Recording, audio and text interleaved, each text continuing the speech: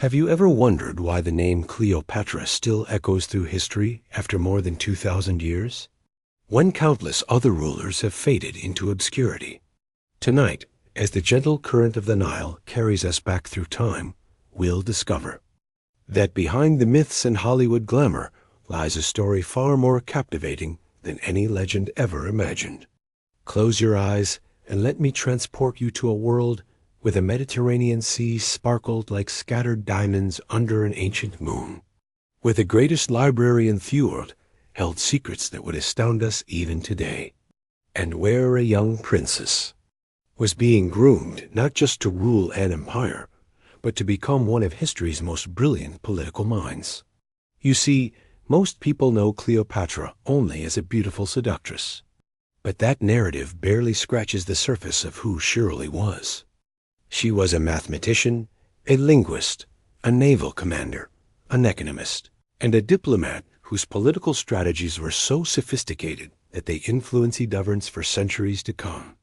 Tonight, we'll uncover the real woman behind the crown. And by the end of her journey, you'll understand why her legacy continues to inspire leaders, scholars, and dreamers around the world so settle in comfortably. Let your breathing slow and deepen as we drift back to the year 69 BCE, when the world was about to witness the birth of one of history's most extraordinary figures. Picture the grand palace of Alexandria, where the warm Mediterranean breeze carries the scent of jasmine through marble corridors, and where the future Ophon Empire rests in the tiny hands of a newborn princess. The Egypt that welcomed Cleopatra into the world wasn't like anywhere else on earth. Imagine walking through the streets of Alexandria, in those days where Greek philosophers debated beside Egyptian priests, where Roman merchants haggled with Nubian traders, and where Themis Lighthouse stood as one of the 7 wonders of the ancient world, its beacon guiding ships safely home across the darkening waters. This was the Ptolemaic Kingdom, a realm that had been ruled by Cleopatra's Greek ancestors. For nearly 3 centuries, Alexander the Great conquered Egypt. The Ptolemies had created something magical here, a fusion of Greek learning, Egyptian tradition, and international commerce that made Alexandria the New York City of the ancient world. And into this remarkable civilization, our young princess was born. From her earliest days, Cleopatra breathed in an atmosphere of learning and luxury that would shape her into the remarkable leader she would become. The palace libraries contained hundreds of thousands of scrolls, the accumulated wisdom of the ancient world. Here, young Cleopatra would spend countless hours absorbing knowledge that most rulers of her time never even knew existed. But let's pause for a moment and consider what childhood was like for a future pharaoh. While other children played simple games, Cleopatra was learning the intricate art of statecraft. Picture here is a small girl, perhaps 7 or 8 years old, sitting in on diplomatic meetings where her father, Antony I-12, negotiated with Roman senators and Egyptian high priests. She would have watched carefully those intelligent dark eyes taking in every gesture, every subtle shift in tone, every strategic pause in conversation. Her education weighs extraordinary by any standard, ancient or modern. While most women of her era, even royal ones, received only basic instruction in household management and perhaps some music or poetry, Cleopatra's tutors were the finest scholars money could attract.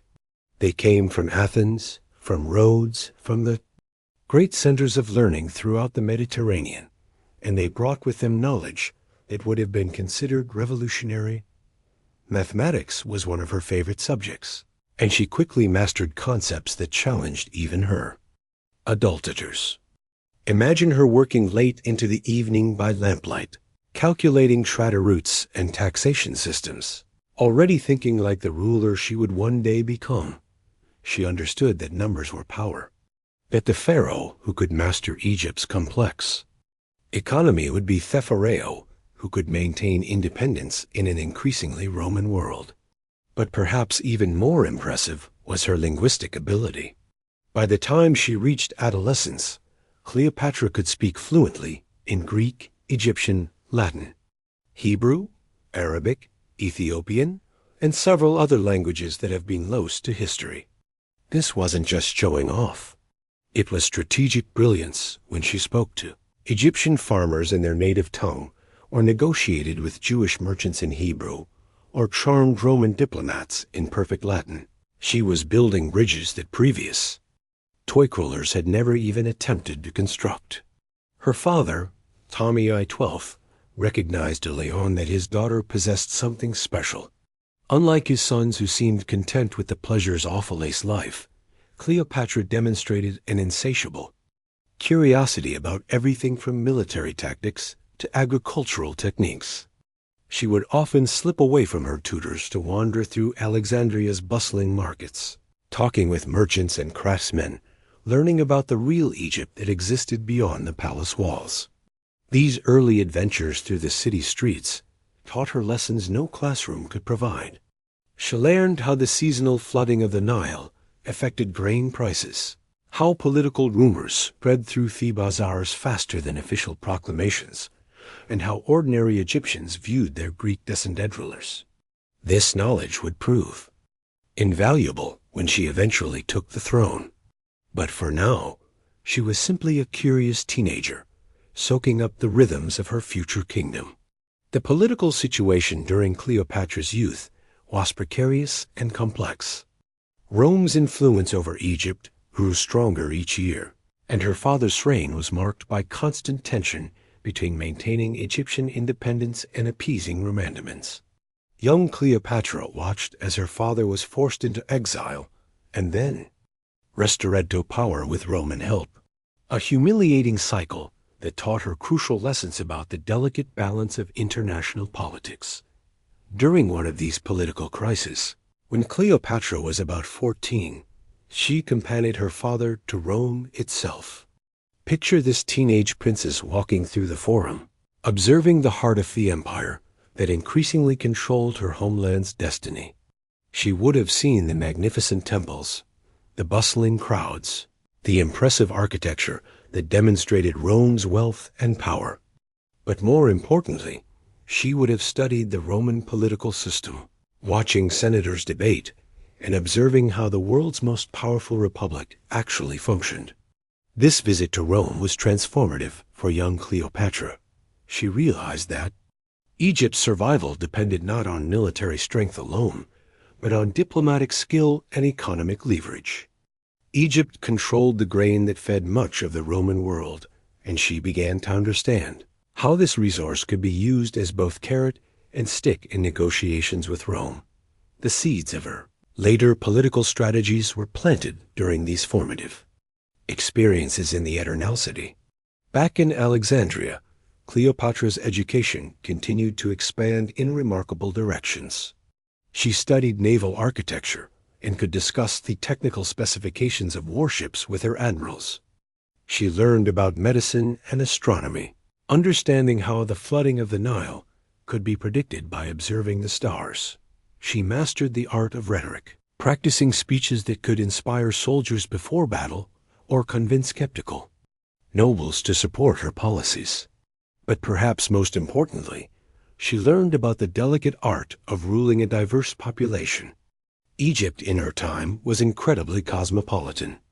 Alexandria alone contained Greeks, Romans, Jews, Syrians, Nubians, and native Egyptians, each group with its own customs, languages, and loyalties. Previous Ptolemaic rulers had often favored the Greek elite, treating other populations as subjects rather than citizens. Cleopatra began to envision a different approach, one that would embrace Egypt's diversity as a source of strength rather than viewing it as a challenge to manage. Her teenage years were also marked by intensive study of Egyptian religion and culture. While her ancestors had often maintained a somewhat aloof relationship with native Egyptian traditions, Cleopatra immersed herself completely. She learned to read hieroglyphs, participated in religious ceremonies at the great temples, and began to understand the spiritual significance of the pharaoh's role in Egyptian society. This religious education was more than ceremonial. The pharaoh was considered a living god, the earthly representative of divine power. And Cleopatra understood that this spiritual authority was just as important as political power.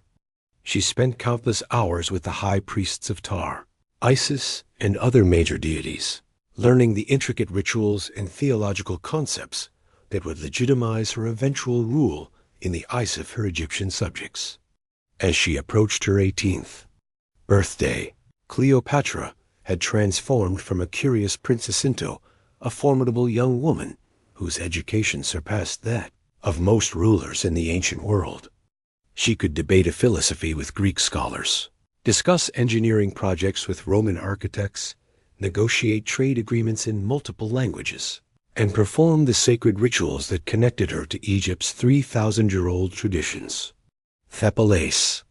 Staff who had watched her grow up began to whisper among themselves about the remarkable transformation they had witnessed. Here was a princess who could spend the morning reviewing tax records, the afternoon practicing sword techniques with her, guard in the evening translating poetry from Greek into Egyptian. Her energy seemed boundless, her curiosity insatiable, and her intelligence absolutely extraordinary. But even as Cleopatra's abolitionist continued to develop, the political situation around her grew increasingly unstable. Her father's health was declining, and questions about the succession began to dominate palace conversations. According to Ptolemaic tradition, she would need to share power with one of her younger brothers. But Cleopatra had already begun to envision a different future. For herself and for Egypt, the stage was being set for one of history's most dramatic ascensions to power. As this remarkable young woman prepared to claim her birthright and transform not just Egypt, but the entire ancient world, her childhood and education had given her tools that no previous pharaoh had possessed, and she was about to put them to use in ways that would echo through the centuries. As we pause here in our journey through Cleopatra's early life, let your mind drift peacefully back to that moonlit palace in Alexandria, where a teenage princess studied late into the night, surrounded by scrolls and dreams of the future. Tomorrow, we'll continue our story as Cleopatra steps onto the world stage and begins the remarkable reign that would make her immortal. Let the gentle sounds of the Nile at night carry you deeper into our story as we witness the moment when destiny called upon a young woman to become a legend. The year is 51 BCE, and the magnificent palace of Alexandria is shrouded in an atmosphere of anticipation and uncertainty. Ptolemy the 12th lies dying, and with his final breaths, he sets in motion events that will reshape the ancient world. Picture Cleopatra, now 18 years old, standing beside her father's deathbed as the Mediterranean moonlight filters through the palace windows. She has spent her entire life preparing for this moment, yet nothing could have truly readied her for the weight of responsibility that now settles upon her shoulders like a royal cloak. The crown of Egypt, with all its glory and burden, is about to become hers. According to the ancient customs of her dynasty, Cleopatra must share the throne with her 10-year-old brother, Ptolemy XIII. But even as the coronation ceremonies begin, she understands that this arrangement is merely temporary. Her brother is little more than a child, easily influenced by the ambitious courtiers who surround him, while she possesses the knowledge, experience, and vision to rule Egypt alone. The early months of her reign reveal the full extent of Cleopatra's political genius. While other rulers might have been content to follow established gradients, she immediately begins implementing changes that demonstrate her deep understanding of Egypt's unique position in the ancient world. She recognizes that her kingdom sits at the crossroads of Africa, Asia, and Europe, making it the natural hub for trade, culture, and diplomacy. One of her first acts as pharaoh is to personally visit the Great Temple of Ptah in Memphis, where she participates in the sacred rituals that formally recognize her as divine ruler of Egypt. But this is no mere ceremonial gesture. By speaking To the priests and worshippers in fluent Egyptian, she signals to her subjects that she is different from her predecessors, that she truly understands and respects the ancient traditions that bind Egypt together, the economic challenges facing. Egypt at this time would have overwhelmed a lesser ruler. But Cleopatra approaches them with the mathematical precision she learned during her childhood education. The kingdom's finances are strained by tribute, payments to Rome, yet she discovers innovative ways to increase her even without overburdening her people. She reorganizes the tax collection system, eliminates corruption among provincial governors, and establishes new trade partnerships that bring unprecedented wealth flowing into Egyptian coffers. Her reforms extend far beyond mere bookkeeping. Cleopatra understands that Egypt's greatest asset is its agricultural productivity, particularly the grain that feeds much of the Roman world. She personally travels throughout the kingdom, visiting farms and irrigation projects, consulting with engineers about improving the complex system of canals and dikes that channel the Nile's annual flood. These journeys also serve a political purpose, as they allow her subjects to see their pharaoh in person, to witness her genuine concern for their welfare. The young queen's intellectual curiosity continues to drive her, even amid the pressures of rulership. She establishes new schools throughout Alexandria, attracts brilliant scholars to her court, and personally participates in the philosophical debates that make her capital the intellectual center of the ancient world. The great library of Alexandria reaches new heights of magnificence under her patronage, with scribes working tirelessly to copy and preserve the accumulated wisdom of human civilization. But it is Cleopatra's mastery of languages that truly sets her apart as a ruler. When Arabian merchants visit her court, she negotiates with them in Arabic. When Jewish leaders seek audience, she addresses them in Hebrew. When Roman diplomats arrive, she speaks to them in Latin, so perfect that they forget she is not Roman herself. This linguistic versatility is more than impressive showmanship. It is practical diplomacy of the highest order, allowing her to build personal relationships with leaders throughout the known world. As her confidence grows, so does the opposition she faces from within her own court. Her younger brother, Ptolemy, I-13, now guided by ambitious advisors who see an opportunity to seize real power, begins to challenge her authority. The traditional faction of Greek nobles, who have always resented any pharaoh who showed too much favor to native Egyptians, quietly works to undermine her reforms. The situation grows increasingly tense as competing claims to legitimacy create dangerous divisions within the royal court. The crisis comes to a head when civil war erupts between the two siblings, each claiming to be the rightful ruler of Egypt. Cleopatra finds herself forced to flee Alexandria, gathering loyal supporters as she retreats toward the Syrian border. For many rulers, such a setback would mark the end of their ambitions. But for Cleopatra, it becomes an opportunity to demonstrate the full extent of her remarkable abilities. During her months in exile, she reveals talents that even her closest advisors had not fully appreciated. She proves herself to be a brilliant military strategist, personally planning the campaigns that will restore her to power. She demonstrates remarkable endurance, marching alongside her soldiers through desert heat and sleeping in simple tents rather than demanding royal accommodations. Most importantly, she shows an ability to inspire absolute loyalty among her followers, who come to see her not just as their queen, but as their champion against the corrupt forces that have driven her from her rightful throne. The turning point comes when Cleopatra learns that Julius Caesar, the most powerful man in Rome, has arrived in Alexandria, pursuing his rival Pompey in their own civil war. Here is an opportunity that a lesser politician might have missed entirely, but Cleopatra immediately grasps its significance. Caesar represents both danger and opportunity, a chance to secure Roman support for her cause, but also the risk of reducing Egypt to a mere Roman province. The famous story of how she smuggled herself into Caesar's presence, hidden in a carpet or laundry bundle, captures the imagination precisely because it reveals so much about her character. This is not the action of a desperate refugee, but the calculated move of amateur strategist who understands that dramatic gestures sometimes achieve more than formal diplomacy. When she emerges before the astonished Roman general, she's not pleading for help, but proposing an alliance between equals.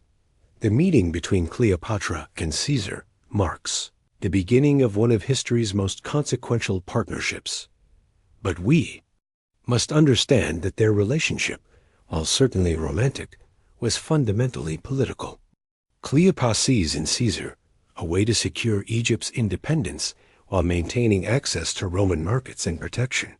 Caesar sees in her a brilliant ally who can help him control the eastern Mediterranean while providing the wealth needed to fund. His own ambitions dot their negotiations, demonstrate Cleopatra's sophisticated understanding of international politics. She does not simply ask for Roman military support to regain her throne. Instead, she proposes a comprehensive alliance that addresses Caesar's strategic needs while preserving Egypt's essential autonomy. She offers him the financial resources of her kingdom, the logistical support of her navy, and the diplomatic connections she has cultivated throughout the region. The restoration of Cleopatra to power accomplished with Caesar's backing showcases her remarkable ability to transform military victory into lasting political success. Rather than simply punishing her enemies, she demonstrates the magnanimity that marks great rulers throughout history. She pardons many of those who opposite her, incorporating them back into her administration while ensuring their loyalty through a combination of generous treatment and careful monitoring. Her brother Antony XIII dies during the conflict. Whether by accident or design remains unclear, leaving Cleopatra Pharaoh rule Egypt without the burden of shared power. But she continues to observe the traditional forms, marrying her even younger brother Antony XIV, who possessed no threat to her authority, while satisfying the dynastic requirements that legitimize her reign in the eyes of conservative nobles. Months that Caesar spends in Alexandria reveal the full extent of Cleopatra's intellectual partnership with the Roman general. Together, they tour the great library, discuss philosophical questions with assembled scholars, and plan ambitious construction projects that will further enhance Alexandria's reputation as the jewel of the Mediterranean. Caesar, who is himself a brilliant writer and scholar, finds in Cleopatra a rare equal, someone who can match his own intellectual curiosity and strategic vision. But their most significant collaboration is the birth of their son, Caesarion, whose very existence represents Cleopatra's long-term strategy for Egypt's future. This child, combining the bloodlines of the Ptolemies and the Caesars, embodies her vision of a partnership between Egypt and Ramavit, preserves her kingdom's independence while securing its prosperity. The boy becomes not just her heir, but a living symbol of the new order she hopes to create. When Caesar departs Alexandria to continue his campaigns, Cleopatra has achieved something remarkable. She has not only regained her throne, but has transformed Egypt's relationship with Rome from one of subordination to one of alliance.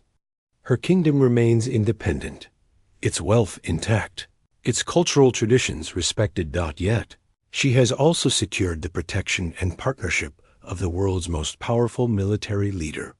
The news of Caesar's assassination in 44 BCE reaches Alexandria like a thunderbolt, threatening to destroy everything Cleopatra has built.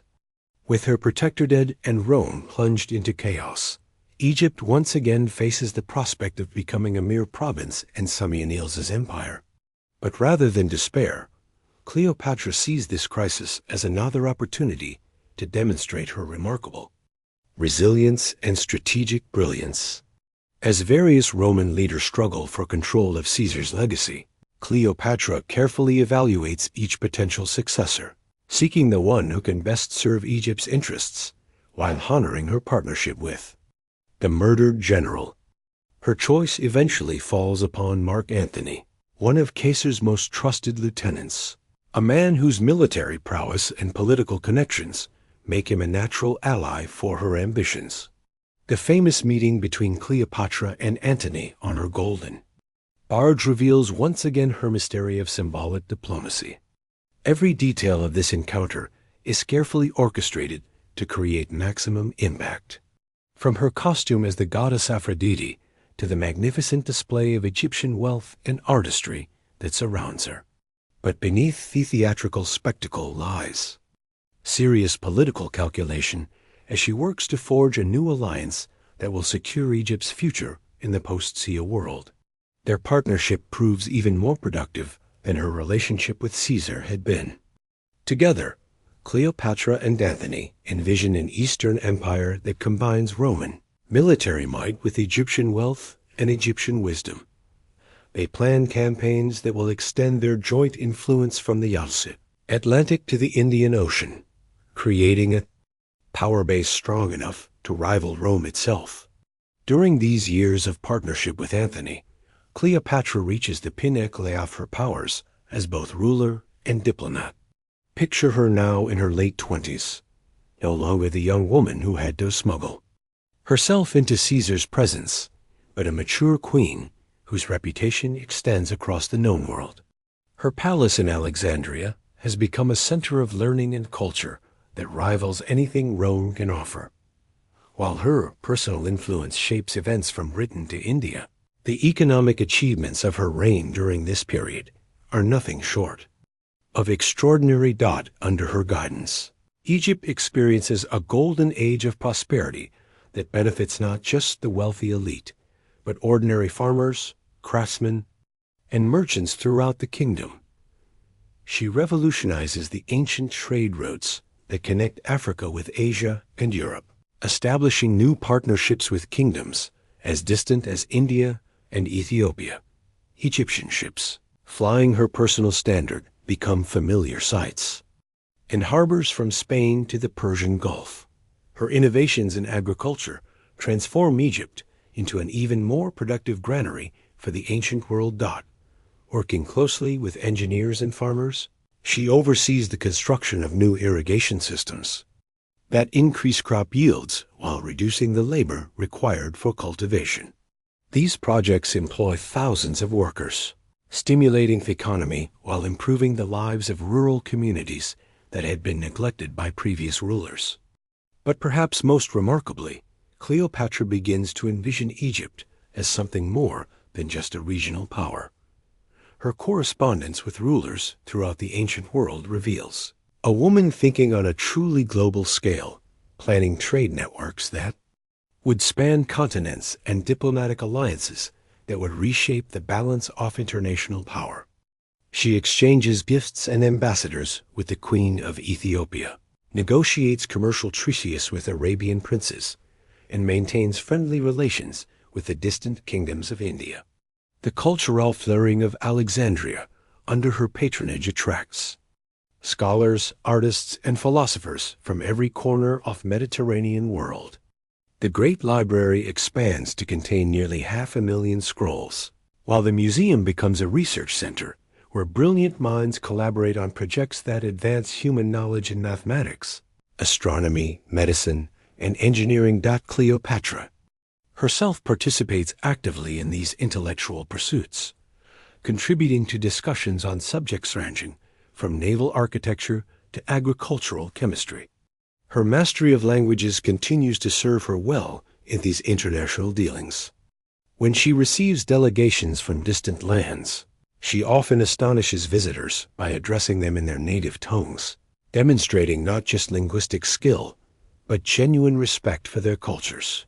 These personal touches help her build kind of trust and rapport that formal diplomacy alone cannot achieve, creating lasting partnerships that benefit Egypt for generations. The military aspects of her reign also deserve recognition, though they are often overshadowed by her diplomatic achievements. Cleopatra proves herself to be an exceptionally capable naval commander. Personally overseeing the construction of a fleet, it becomes one of the most formidable in the ancient world. Her ships are not just instruments of war, but floating ambassadors that carry Egyptian influence to distant shores while protecting the trade routes that bring prosperity to her kingdom. During joint campaigns with Antony, she demonstrates remarkable strategic insight, often suggesting tactics that prove crucial to their victories. Her understanding of logistics, gained from years of managing Egypt's complex economy, helps there. Armies remain supplied and effective even during extended campaigns, far from home-got Roman historians, despite their later hostility toward her, grudgingly acknowledge her military competence and her ability to inspire fierce loyalty among her troops. The children she bears during this period represent more than just personal happiness. They embody her vision for Egypt's future. In addition to Caesarion, her son with Julius Caesar, she has 3 children with Antony, each one a potential bridge between Egyptian and Roman interests. She personally oversees their education, ensuring they master the same diverse curriculum that shaped her own development, while preparing them for the complex political challenges they will eventually face. Her relationship with the Egyptian people during these prosperous years reveals the full extent of her political genius. Unlike previous Ptolemaic rulers, who remained isolated in Alexandria, Cleopatra regularly travels throughout their kingdom, visiting temples, inspecting public works projects, and meeting with local leaders.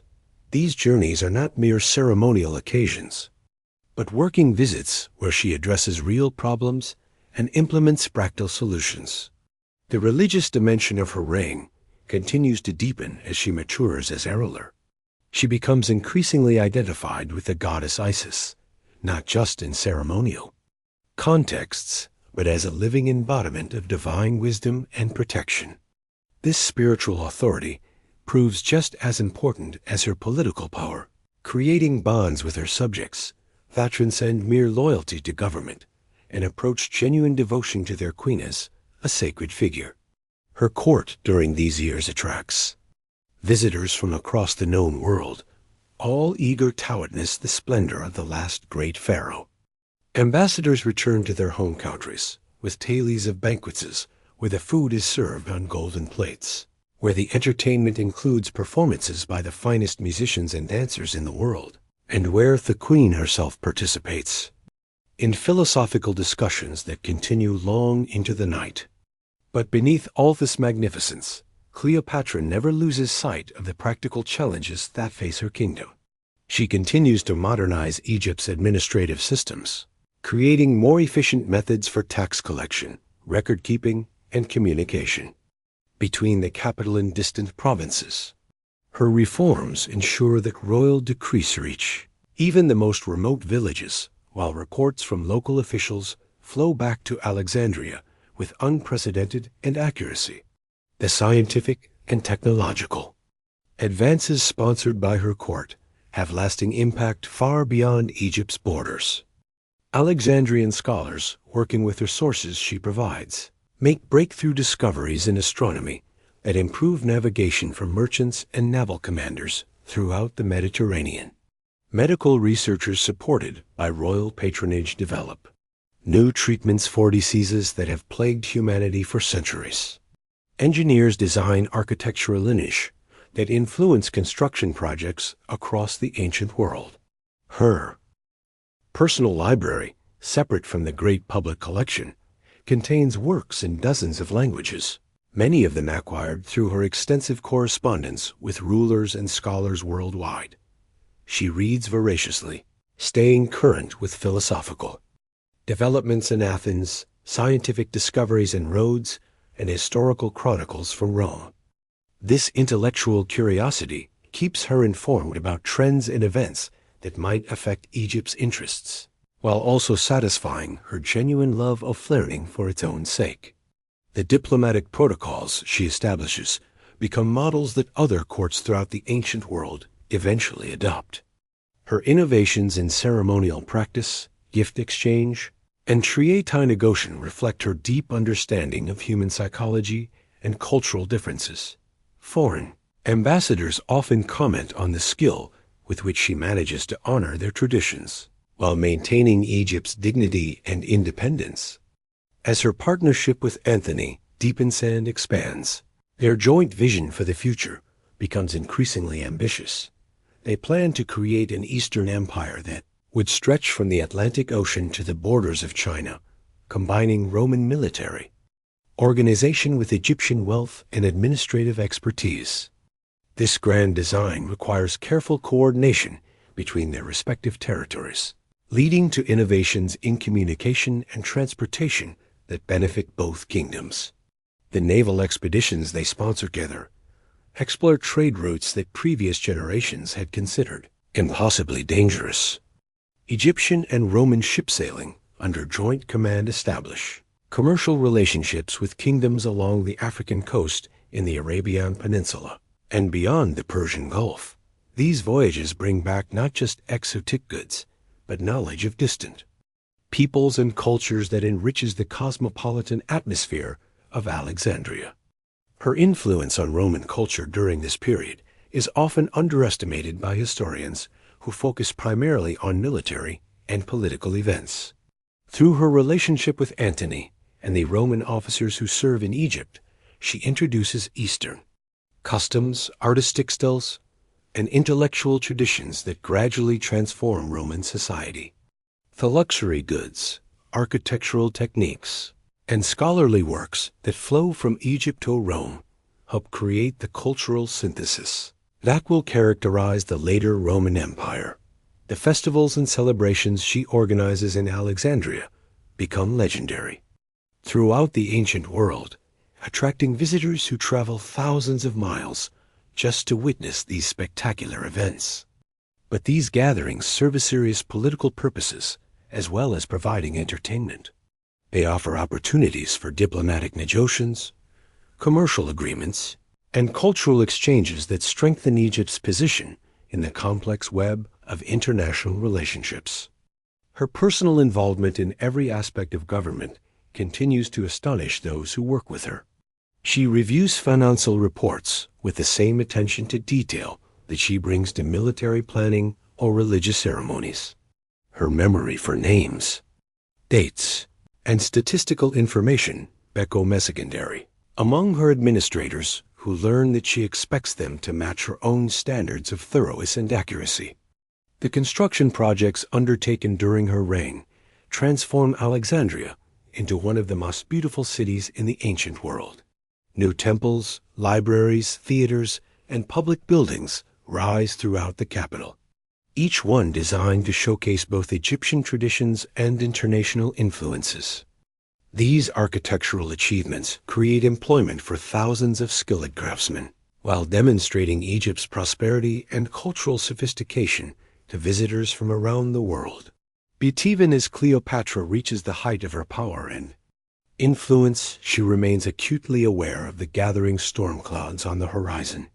The political situation in Rome grows increasingly unstable, with various factions competing for control of the Republic's destiny. Her intelligence network, one of the most sophisticated in the ancient world, brings her regular reports of developments that could threaten everything she has built. The growing hostility between Antony and Octavian, Caesar's adopted heir, creates particular concern for Egypt's future. She understands that this conflict will eventually force her to choose sides, and that the wrong choice could mean the end of Egyptian independence. Her preparations for this coming crisis demonstrate once again her remarkable ability to think strategically while managing the immediate demands of ruling a complex kingdom. As we pause here in her journey through Cleopatra's remarkable reign, let the gentle rhythm of the Nile carry your thoughts back to Tato's golden days, when Alexandria stood as the jewel of the ancient world, and when a brilliant queen worked tirelessly to secure her people's prosperity and independence.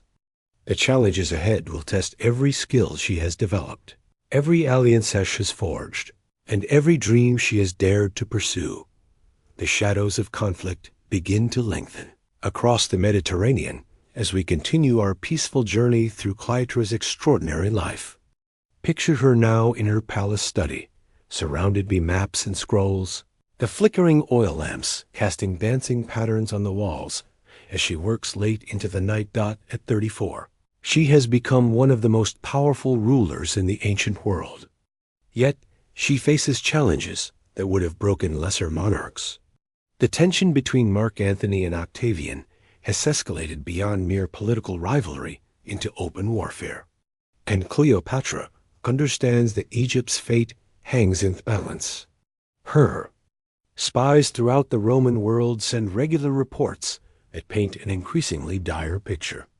Octavian has proven himself to be a masterful propagandist, portraying Antony as a traitor who has fallen under the spell of an exotic foreign queen. The Roman people, already suspicious of Eastern influences, begin to view Egypt not as an ally, but as a threat to their traditional values. Let your mind drift peacefully as we observe Cleopatra during these crucial months, watching her navigate the treacherous waters of international politics with the same skills she once applied to her childhood studies. She recognizes that this conflict will determine not just her personal survival, but the continuation of 3,000 years of Egyptian civilization. The weight of history rests upon her shoulders. Yet she approaches each decision with the calm deliberation that has always marked her leadership. Her preparations for the coming war reveal the full extent of her administrations. Throughout Egypt, shipyards work around the clock to construct vessels for her growing fleet. She personally oversees the design of new warships that incorporate innovations learned from captured Roman vessels while maintaining the superior maneuverability that has always characterized Egyptian naval architecture.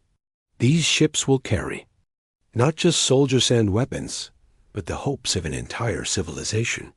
The economic mobilization she orchestrates demonstrates her profound understanding of warfare as more than just military tactics. She restructures Egypt's entire production system to support the war effort, yet manages to do so without causing hardship for her people. Grain surpluses are carefully managed to feed both civilian populations and military forces. Textile workshops produce uniforms and sailcloth. Metal workers forge weapons and armor using techniques perfected over centuries of Egyptian craftsmanship. Her diplomatic efforts during this period showcase the extensive network of relationship she has built through the reign. Messages flow constantly between Alexandria and courts across the known world as she seeks to build a coalition that can match Roman power. From the mountain kingdoms of Armenia to the desert principalities of Arabia, rulers who have benefited from Egyptian trade and friendship now face pressure to choose sides in the coming conflict. The personal cost of these preparations weighs heavily upon Cleopatra's heart. Though she rarely allows others to see her private struggles, her children, the living symbols of her partnerships with Rome's greatest leaders, represent both her greatest achievements and her deepest vulnerability. Caesarion, now approaching manhood, embodies her hopes for a future that bridges Egyptian and Roman civilizations. Her younger children with Antony carry the promise of continuing dalliance. Yet their very existence makes them targets for Octavian's hatred. During quiet moments stolen from the constant demands of war preparation, Cleopatra continues to pursue intellectual interests that have always sustained her spirit. She corresponds with philosophers in Athens, exchanges astronomical observations with scholars in Rhodes, and maintains her support for the research projects that make Alexandria the intellectual capital of the ancient world. Even facing the crisis of her reign, she refuses to abandon the pursuit of knowledge that defines her civilization. Her religious duties take on heightened significance as the crisis deepens. The Egyptian people look to their pharaoh not just as a political leader, but as a divine intermediary who can invoke the god's protection for their homeland. She spends long hours in the great temples participating in ceremonies that have sustained Egypt through previous invasions and occupations. The priests who serve with her speak of an aura of serene determination that surrounds her during these sacred rituals. The intelligence reports that reach her desk paint an increasingly clear picture of Octavian's strategy. He has chosen to portray the coming conflict not as a civil war between Romans, but as a patriotic struggle against foreign influence. Cleopatra becomes the central figure in his propaganda campaign, depicted as a scheming seductress who has corrupted noble Roman virtues. She understands that defeating Octavian will require not just military victory, but a counter-narrative that reveals the truth about her motivations and achievements. Her meetings with Antony during this period reveal the deep partnership they have forged over years of collaboration. Together they plan campaigns that will leverage Egypt's naval superiority and economic resources against Octavian's control of Italy and the western provinces. Their strategy recognizes that victory requires not just winning battles, but maintaining the loyalty of population throughout the eastern Mediterranean who have prospered under their joint rule. The construction of their combined fleet becomes one of the greatest maritime projects in ancient history. Egyptian shipbuilders work alongside Roman engineers, creating vessels that incorporate the best features of both naval traditions. These ships are not just instruments of war, but floating testaments to the cultural synthesis that Cleopatra and Antony represent. Each vessel carries crews drawn from across their territories. Men who fight not just for personal loyalty, but for a vision of international cooperation. As spring arrives in the year 31 BCE, the opposing forces begin their final movements toward the confrontation that will determine the future of the ancient world. Cleopatra personally leads her fleet out of Alexandria, the golden prow of her flagship cutting through the Mediterranean waves as hundreds of ships follow in her wake. The sight of this armada with its colorful banners and diverse crews represents the culmination of her life's work in building bridges between different peoples and cultures. The naval battle that unfolds near Actium becomes one of history's most consequential engagements, though its outcome is determined as much by treachery and miscommunication as by tactical skill. Picture the scene as hundreds of warships maneuver in the choppy waters off the Greek coast, their bronze rams gleaming in the afternoon sun, while soldiers and sailors prepare for combat that will reshape the Mediterranean world. Cleopatra's personal conduct during the battle reveals both her courage and her strategic wisdom. When the tide of combat turns against their forces, she makes the agonizing decision to withdraw her surviving ships rather than see them destroyed in a hopeless fight. This retreat, later portrayed by Roman historians as cowardice, actually represents the calculated decision of a ruler who understands that preserving her fleet offers the only hope for continued resistance. The aftermath of Actium finds Cleopatra back in Alexandria, her dreams of Eastern Empire shattered, but her determination to protect Egypt undiminished. She spends the following months preparing her kingdom for siege, while also exploring every diplomatic avenue that might preserve Egyptian independence. Her correspondence during this period reveals a woman who refuses to despair, even as her options steadily diminish. The defensive preparations she oversees transform Alexandria into one of the ancient world's strongest fortresses. The harbor is fortified with new installations that can sink any vessel attempting unauthorized entry. The city walls are reinforced and supplied with provisions that could sustain a lengthy siege. Most importantly, she ensures that Egypt's vast wealth is secured in ways that prevent Octavian from simply seizing it upon conquest. Her final negotiations with Octavian demonstrate diplomatic skills that have served her throughout her reign. Even from a position of apparent weakness, she attempts to secure terms that would preserve Egypt's autonomy while acknowledging Roman supremacy. These discussions reveal her continued commitment to her people's welfare as she seeks arrangements that would protect them from the harsh exploitation that typically followed Roman conquest. The legendary accounts of her death, whether by acid or poison, capture the imagination because they reflect the dramatic flair that characterized her entire life. But more significant than the manner of her passing is the careful preparation she makes for Egypt's future. Her final acts as Pharaoh include arrangements for her children's safety, provisions for her loyal servants, and instructions that ensure Egyptian treasures will be preserved rather than melted down for Roman coffers.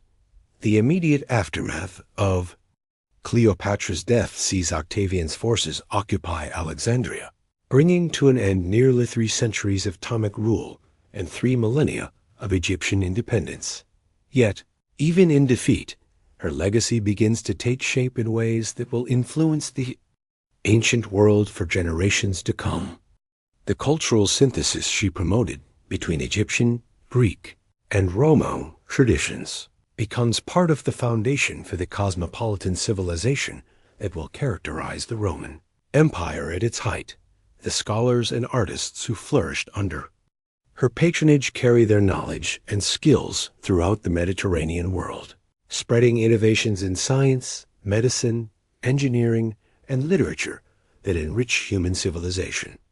The trade networks she established had continued to function under Roman administration, connecting distant regions in commercial relationships that promote prosperity and cultural exchange.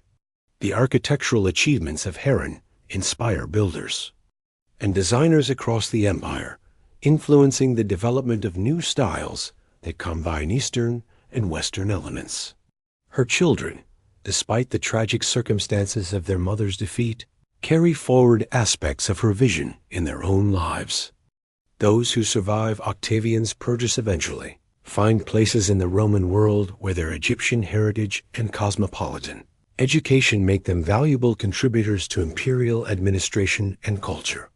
Through them, something of Cleopatra's Zinterion perspective influences the development of Roman policy toward the eastern provinces.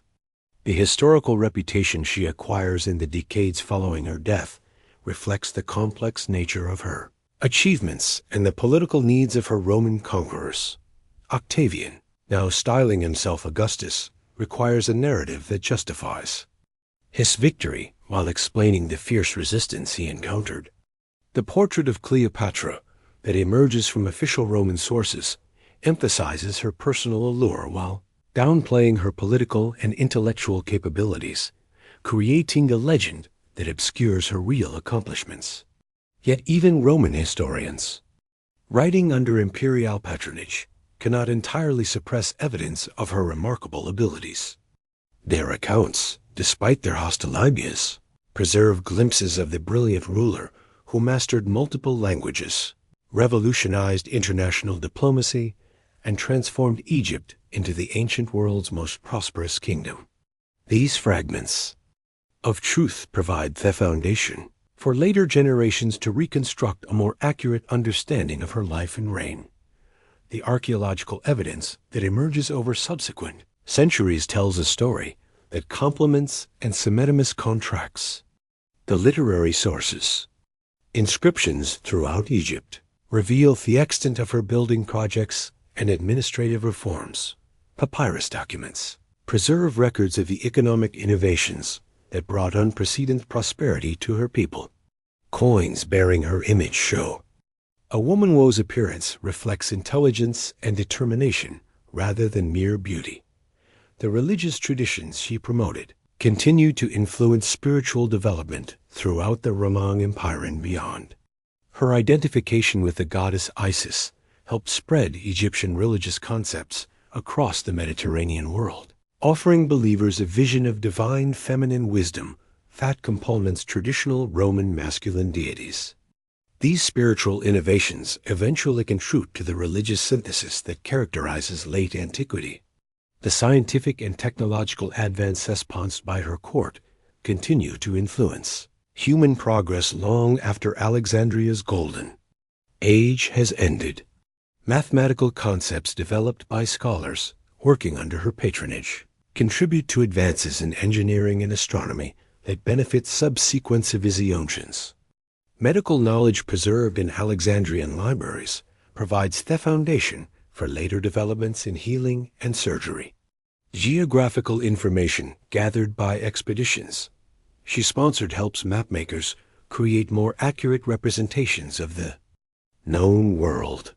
The literary and artistic achievements of her reign established standards of excellence that inspire creators throughout the ancient world and beyond. The poetry, drama, and historical writing produced in Alexandria during her lifetime influences the development of these genres in ways that extend far beyond Egypt's borders. The artistic styles that flourish under her patronage combine Egyptian, Greek, and Roman elements in ways that create new forms of creative expression. Her innovations in governance and administration provide models that later rulers adapt to their own circumstances. The methods she developed for managing a diverse population, maintaining economic prosperity, and conducting international relations influenced the practices of subsequent governments throughout the Mediterranean region. Her approach to combining traditional authority with administrative efficiency becomes part of the standard toolkit for effective rulership. The diplomatic protocols she established continue to shape international relations long after her death. Her innovations in ceremonial practice, treaty negotiation, and cultural exchange provide frameworks that later diplomats adapt to changing circumstances. The emphasis she placed on personal relationships in international affairs influences the conduct of diplomacy throughout the ancient world and beyond. The educational systems she promoted help preserve and transmit knowledge that might otherwise have been lost during the political upheavals that follow her reign. The schools and libraries she established continued to function under Roman rule, maintaining the scholarly traditions that make Alexandria a center of learning for centuries to come. Her commitment to linguistic diversity ensures that important works in multiple languages are preserved for future generations. The trade networks she developed continue to connect distant regions of the world, promoting economic growth and cultural exchange that enriches human civilization. The commercial relationships she established between Egypt and kingdoms in Africa, Asia, and Europe provide foundations for continued prosperity. Even under changed political circumstances, her understanding of economics as a tool for international influence becomes part of the strategic thinking of subsequent rulers. The urban planning and architectural innovations implemented during her reign influenced the development of cities throughout the ancient world. The public works projects she sponsored in Alexandria and other Egyptian cities provide models for combining functionality with aesthetic appeal. Her attention to infrastructure at Antony, from harbor facilities to irrigation systems, demonstrates the connection between good governance and material prosperity. The cultural festivals and celebrations organized established traditions that continue to bring people together long after her death. These events, which combined religious observance with entertainment and education, provide models for community building that later societies adapt to their own needs. Her understanding of the importance of shared cultural experiences in maintaining social cohesion influenced the development of public celebrations throughout the ancient world. The historical documentation she maintained provides invaluable records of ancient life that inform our understanding of the period. Her commitment to preserving knowledge, whether in the form of official chronicles, scientific observations, or artistic achievements that future generations can learn from the experiences of her time. The archives she established continue to serve scholars and administrators long after her political authority has ended. The international perspective she brought to rulership influences the development of more cosmopolitan approaches to governance throughout the ancient world. Her example demonstrates that effective leadership requires understanding and respecting cultural differences rather than simply imposing uniform standards. This insight becomes increasingly important as the Roman Empire expands to encompass diverse populations across 3 continents. The maritime innovations she sponsored contribute to advances in navigation and shipbuilding that benefit commerce and exploration for centuries to come. The vessels constructed in Egyptian shipyards under her direction incorporate design features that influence naval architecture throughout the Mediterranean world. Her understanding of sea power as an essential component of national strength becomes part of strategic thinking for subsequent civilizations. As we near the end of our peaceful journey through Cleopatra's remarkable life, let your thoughts drift gently back to that moonlit palace in Alexandria, where our story began. Picture her legacy not as tragic end of Egyptian independence, but as the beginning of a new chapter in human civilization, one enriched by the innovations, achievements, and vision of the last great pharaoh. The gentle lapping of the Nile against the ancient quays carries with it the whispers of history, reminding us that true greatness lies not in the duration of one's reign, but in the lasting impact of one's achievements. Cleopatra's story continues to inspire leaders, scholars, and dreamers more than 2,000 years after her death. Testament to a life lived with extraordinary purpose, intelligence, and dedication to the welfare of her people in the advancement of human civilization. Rest now in the knowledge that her remarkable journey from curious prince to legendary queen offers timeless lessons about the power of education, the importance of cultural understanding, and the enduring impact of visionary leadership. Peaceful rhythm of the eternal river, carry you into dreams where ancient wisdom still guides those who seek to make the world a better place for all humanity. Tonight, as the stars reflect upon the waters that once carried Cleopatra's royal barges, we find ourselves contemplating the profound ways her extraordinary life continues to shape our understanding of leadership, wisdom, and the delicate art of balancing power with compassion. Let the gentle current of our story carry you deeper into the lasting echoes of her remarkable reign as we explore how a single lifetime can ripple through centuries to touch countless generations.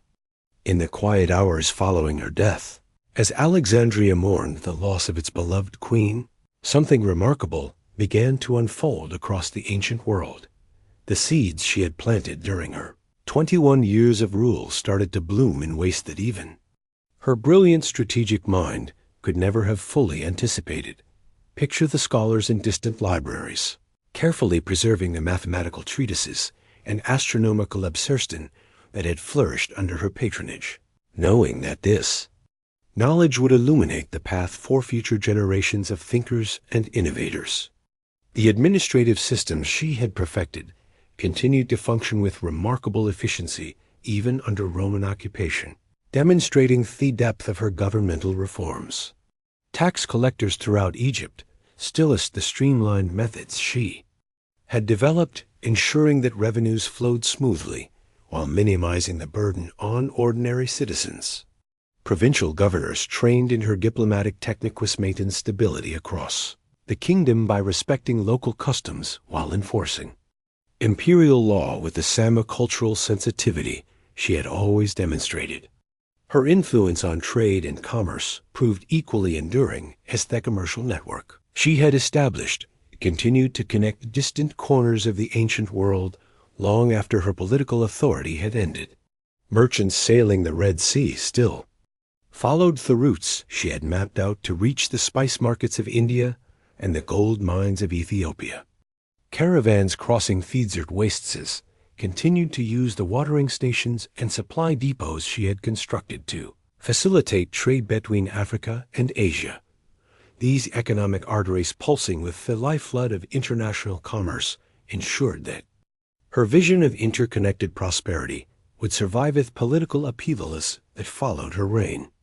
The linguistic legacy of her extraordinary multilingual abilities created lasting changes in how different cultures communicated with one another throughout the Mediterranean region. The translation projects she had sponsored resulted in important works being preserved in multiple languages, ensuring that knowledge could flow freely between Greek, Roman, Egyptian, and other scholarly traditions. Her personal example of mastering foreign tongues inspired subsequent generations of diplomats and administrators to develop similar linguistic skills gradually creating a more cosmopolitan and culturally aware governing class throughout the Roman Empire. The architectural innovations pioneered during her reign continued to influence building projects across the ancient world for centuries to come. The fusion of Egyptian, Greek, and Roman design elements that characterized her construction projects established new standards of elegance and functionality that architects throughout the empire sought to emulate. The harbor installations she had commissioned in Alexandria became models for port development from Spain to Syria, while the irrigation systems she had perfected were adapted for use in regions as diverse as North Africa and the Rhine frontier. Her contributions to medical knowledge, preserved in the great library and medical schools of Alexandria, provided foundations for healing practices that would benefit humanity for generations. The pharmaceutical research she had sponsored, drawing upon Egypt's vast knowledge of medicinal plants and minerals, resulted in treatments that Roman army surgeons carried to battlefields across 3 continents. The anatomical studies conducted under her patronage, building upon Egypt's ancient expertise in mummification and bodily preservation, advanced understanding of human physiology in ways that influenced medical practice throughout the ancient world. Naval innovations developed in Egyptian shipyards during her reign revolutionized maritime technology throughout the Mediterranean basin. The improved hull designs that allowed her vessels to carry larger cargoes while maintaining superior speed and maneuverability were soon adopted by merchant fleets across the region. The navigational instruments perfected by her admirals enabled more accurate long-distance voyages, opening new trade routes and exploration opportunities that expanded human knowledge of geography and natural science. Her approach to religious tolerance and cultural synthesis became increasingly influential as the Roman Empire grew to encompass ever more diverse populations. The methods she had developed for honoring different spiritual traditions while maintaining social unity provided valuable lessons for administrators struggling to govern multicultural territories. Her personal example of participating respectfully in various religious ceremonies while maintaining her own Egyptian identity demonstrated that effective leadership required understanding and accommodation rather than forced conformity. The educational reforms she had implemented throughout Egypt continued to produce scholars, administrators, and craftsmen whose skills enriched the broader Roman world. The schools she had established, with their emphasis on practical knowledge, combined with classical learning, became models for educational institutions throughout the empire.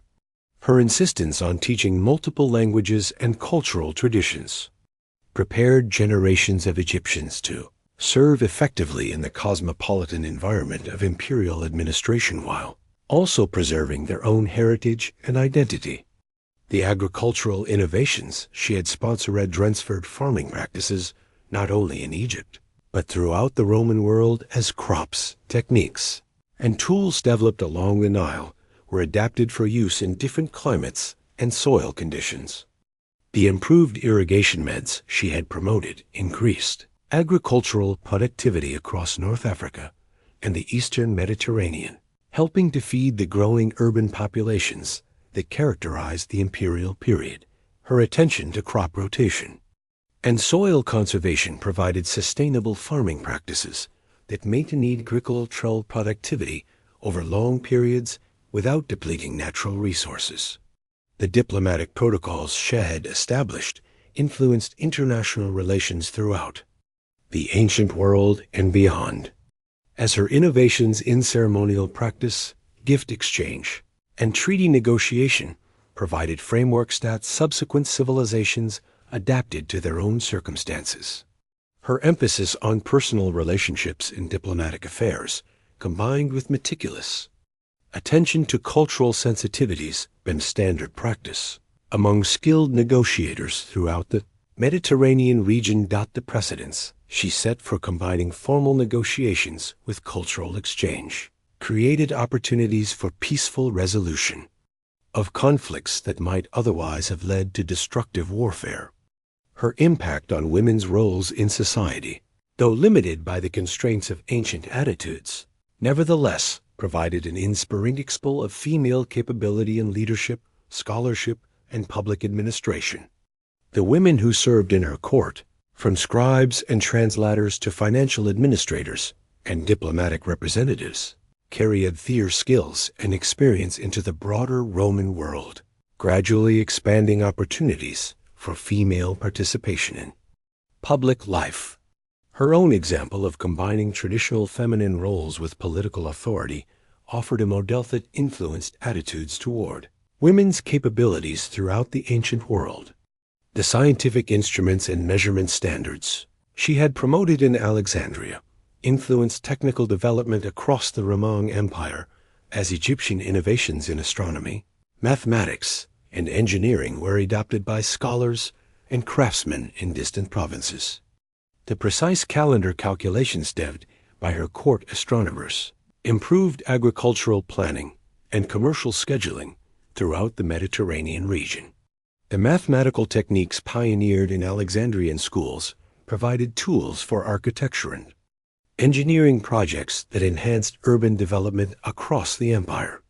Her preservation of historical records and cultural artifacts ensured that future generations would have access to the accumulated wisdom of ancient civilizations that might otherwise have been lost during periods of political upheaval. The archives she maintained with their careful documentation of administrative practice, diplomatic correspondence, and scholarly research provided invaluable resources for later historians and administrators. Her commitment to preserving works in multiple languages and cultural traditions helped maintain the diversity of human knowledge that enriched intellectual development throughout the ancient world. The urban planning principles she had implemented in Alexandria and other Egyptian cities influenced the development of metropolitan areas throughout the Roman Empire. As her innovations in public health, traffic management, and commercial organization were adapted for use in different geographical and cultural contexts, the attention she had paid to providing clean water, efficient waste disposal, and adequate housing for all social classes established standards for urban development that improved living conditions for millions of people across the ancient world. Her innovations in textile production and decorative arts influenced fashion and artistic expression throughout the Mediterranean region, as Egyptian techniques for dyeing, weaving, and metalwork were adopted by craftsmen in distant provinces. Luxury goods produced in workshops under her patronage set standards of quality and aesthetic appeal that influenced consumer preferences across the Roman world. Her personal style combining traditional Egyptian elements with international influences established fashion trends that persisted long after her death. The festival traditions and public celebrations she had organized provided models for community building that were adapted by cities throughout the Roman Empire, as administrators recognized the importance of shared cultural experiences in maintaining social cohesion among diverse populations. Her understanding of entertainment as a tool for education and cultural transmission influenced the development of public spectacles and celebrations that combined enjoyment with instruction in civic values and historical traditions. Her contributions to botanical and agricultural science, including the cultivation of new crops and the development of improved farming techniques, enriched the food supply throughout the ancient world. As Egyptian innovations were adapted for use in different climates and growing conditions, the gardens she had maintained in Alexandria, with their careful collection of plants from across the known world, served as botanical laboratories that advanced understanding of plant biology and agricultural potential. These scientific gardens became models for similar institutions throughout the Roman Empire, promoting agricultural diets and food security. The legal and administrative precedents she had established influenced governmental practices throughout the Roman world, as her innovations in taxation, record-keeping, and judicial procedure were adopted by provincial administrators, seeking to improve efficiency and fairness in their territories. Her approach to balancing central authority with local autonomy provided valuable lessons for governing diverse populations across vast territories. The legal codes she had developed, combining Egyptian traditions with Greek and Roman influences, contributed to the evolution of imperial law that would govern the Mediterranean world for centuries. Her patronage of literature and historical writing ensured the preservation of cultural traditions and historical knowledge that enriched intellectual life throughout the ancient world and beyond. The works produced under her sponsorship, including poetry, drama, philosophical treatises, and historical chronicles, provide models of literary excellence that influenced writers and scholars for generations. Her personal example of combining political leadership with intellectual achievement demonstrated that effective governance required both practical skill and broad cultural understanding. The medical schools and hospitals she had established in Alexandria continued to train physicians, show skills, served populations throughout the Roman Empire, as Egyptian medical knowledge was combined with Greek theoretical understanding and Roman practical experience. The surgical techniques developed in these institutions, building upon Egypt's ancient expertise in anatomy and healing, advanced medical practice in ways that saved countless lives. The pharmaceutical knowledge preserved in Alexandrian libraries provided the foundation for drug development that continued to benefit humanity. Long after the fall of the Roman Empire, her influence on maritime law and commercial regulation provided frameworks for international trade that facilitated economic growth throughout the ancient world, as the legal precedents she had established for solving disputes, regulating prices, and ensuring fair dealing were adopted by merchants and administrators across the Mediterranean region. Her understanding of economics as a tool for promoting peace and prosperity influenced trade policies that reduced conflicts between different regions and cultural groups. The environmental conservation practices she had promoted in Egypt provided early examples of sustainable resource management that influenced agricultural and industrial development throughout the Roman world. Her attention to preserving soil fertility, managing water resources, and protecting forests demonstrated the connection between environmental stewardship and long-term economic prosperity. These conservation principles, though not always followed by subsequent administrators, established precedents for responsible resource management that would influence environmental thinking in later civilizations. Her innovations in communication and transportation, the flow of information and goods throughout the ancient world, as the postal systems, road networks, and signaling methods she had developed, were adapted for use across the Roman Empire. Efficient communication networks she had established enabled more effective coordination between the territories, improving both military and civilian administration. Her understanding of information as a strategic resource influenced intelligence gathering and diplomatic communication throughout the ancient world.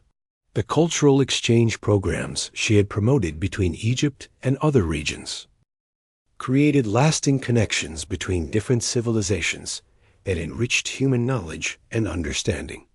The scholars, artists, and craftsmen who traveled between Egypt and other parts of the ancient world under her sponsorship carried with them skills, ideas, and perspectives that influenced cultural development across 3 continents. These exchanges created networks of intellectual and artistic collaborations that persisted long after her political authority had ended. Her approach to conflict resolution and peacekeeping provided models for diplomatic intervention that influenced international relations throughout the ancient world and beyond. Her preference for negotiation over warfare, combined with her skill in finding compromised solutions that addressed the legitimate interests of all parties, established precedents for peaceful dispute resolution that were adopted by subsequent civilizations.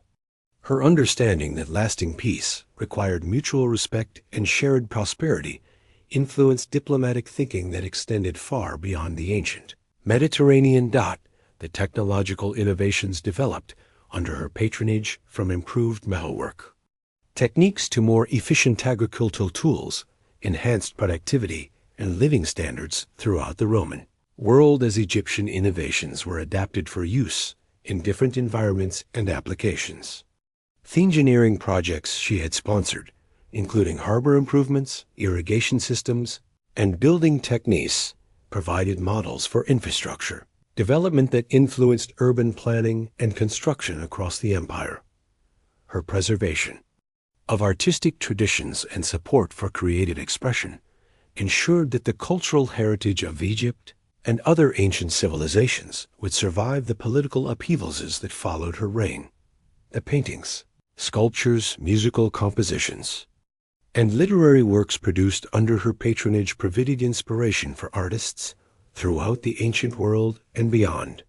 Her personal example of combining aesthetic appreciation with practical leadership demonstrated that effective governance required attention to the cultural and spiritual needs of the population, as well as material prosperity. The philosophical schools and intellectual events she had supported in Alexandria continued to influence thought and scholarship throughout the ancient world. As Egyptian, Greek, and Roman intellectual traditions were synthesized into new forms of understanding, the debates and discussions that flourished under her patronage contributed to the development of philosophical and scientific ideas that would influence human thought for centuries. Her personal participation in these intellectual activities demonstrate that political leadership and scholarly achievement were not only compatible, but mutually reinforcing. As our peaceful journey through Cleopatra's enduring legacy draws toward its gentle conclusion, let your mind rest upon the remarkable truth that a single extraordinary life lived with wisdom, courage, and dedication to human advancement can continue to enrich the world for millennia. Her story reminds us that true greatness lies not in conquest or accumulation of wealth, but in the positive changes we create that outlast our own brief time upon this earth. The moonlight dancing on the eternal Nile carries with it the whispers of all those who have been inspired by her example.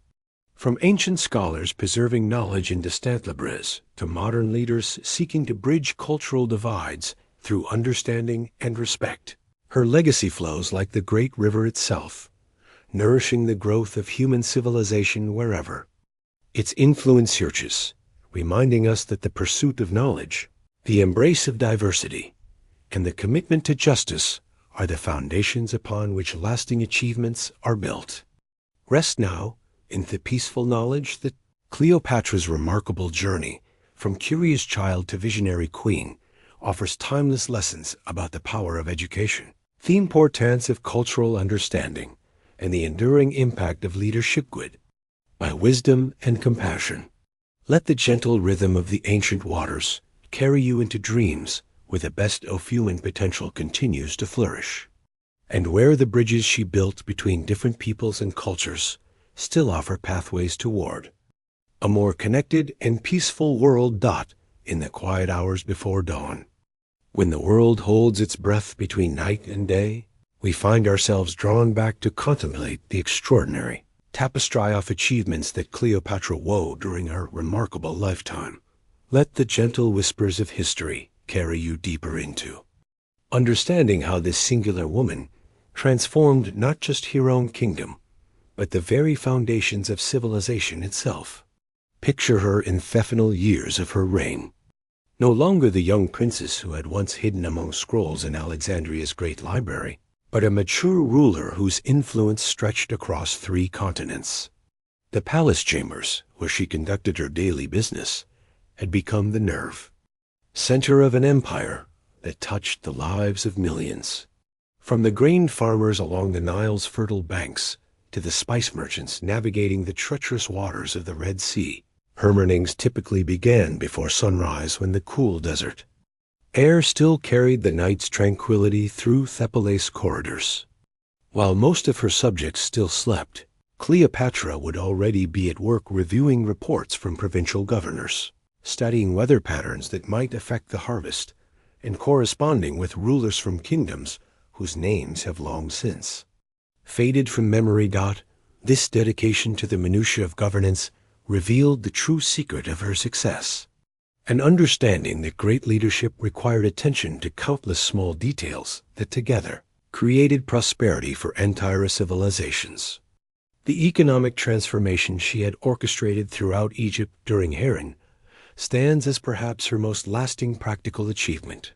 When she inherited the throne, Egypt's wealth flowed primarily to Rome through tribute payments and unfavorable trade agreements. Through careful negotiation and strategic planning, she had gradually shifted these arrangements until Egypt once again became the economic powerhouse it had been in ancient times, but now connected to global markets in ways that previous pharaohs could never have imagined. Her innovations in agricultural medicine demonstrated a sophisticated understanding of both natural cycles and human psychology. Rather than simply demanding increased production from farmers, she invested royal resources in improving irrigation systems, developing new seed varieties, and establishing storage facilities that protected harvests from the uncertainties of weather and political upheaval. These improvements not only increased Egypt's food production, but also provided security for farming families who had lived for generations at the mercy of unpredictable floods and droughts. The craft workshops that flourished under her patronage created goods that were prized throughout the ancient world.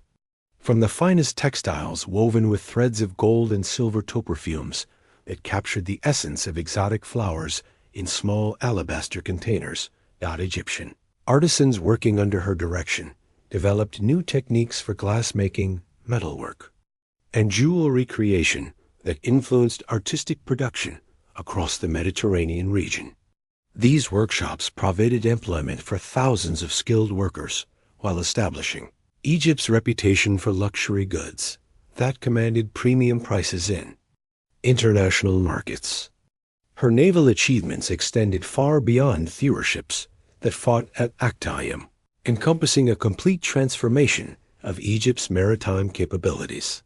Merchant vessels constructed in her shipyards could carry larger cargoes over greater distances than any previous Egyptian ships, opening new trade routes that connected the Nile Valley with markets in India, Ethiopia, and the distant kingdoms of the Arabian Peninsula.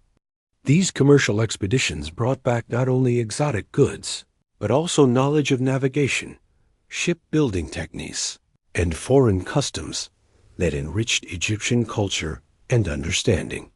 The diplomatic corps she assembled represented one of the ancient world's most sophisticated intelligence networks, with representatives stationed in courts from Britain to Persia. These ambassadors were more than mere messenger carriers. They were skilled observers who provided detailed reports on political developments, economic conditions, and cultural trends that might affect Egypt's interests. Their information allowed Cleopatra to anticipate changes in international relations and position Egypt advantageously before other rulers even recognized that circumstances were shifting. Her contributions to medical knowledge built upon Egypt's ancient expertise, while incorporating new discoveries from Greek and Roman physicians. The hospitals she established in Alexandria and other major cities became centers for medical education that attracted students from across the known world. Egyptian doctors trained in these institutions carried their skills throughout the Roman Empire while also preserving traditional healing practices that might otherwise have been lost during periods of political upheaval. The library expansion projects she sponsored transformed Alexandria into an even greater center of learning than it had been under her predecessors. New wings were constructed to house growing collections of scrolls from every known civilization, while improved copying techniques ensured that important works were preserved in multiple versions. The scholars who worked in these facilities made breakthrough discoveries in mathematics, astronomy, geography, and natural philosophy that advanced human understanding in ways that continued to influenced scientific development for centuries. Her legal reforms demonstrated a sophisticated understanding of justice that balanced traditional Egyptian practices with the practical needs of governing a diverse population.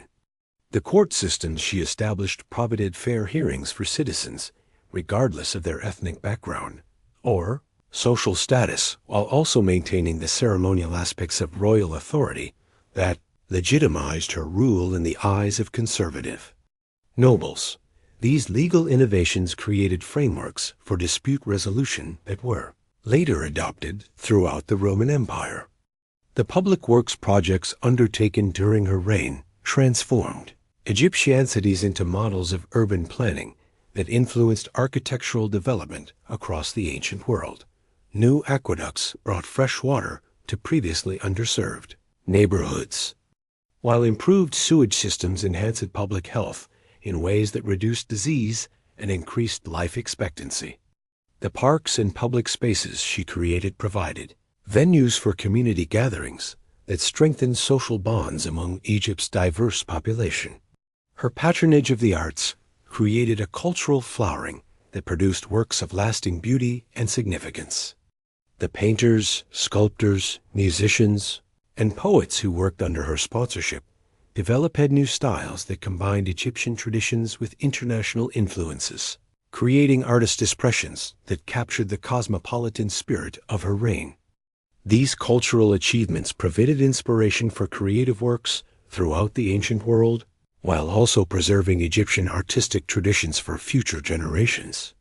The educational initiatives she promoted extended learning opportunities far beyond the elite circles that had traditionally monopolized knowledge in ancient societies. Schools established in provincial towns brought literacy and numeracy to populations that had previously been excluded from formal education, while also preserving local languages and customs that might otherwise have disappeared under the pressure of cultural homogenization.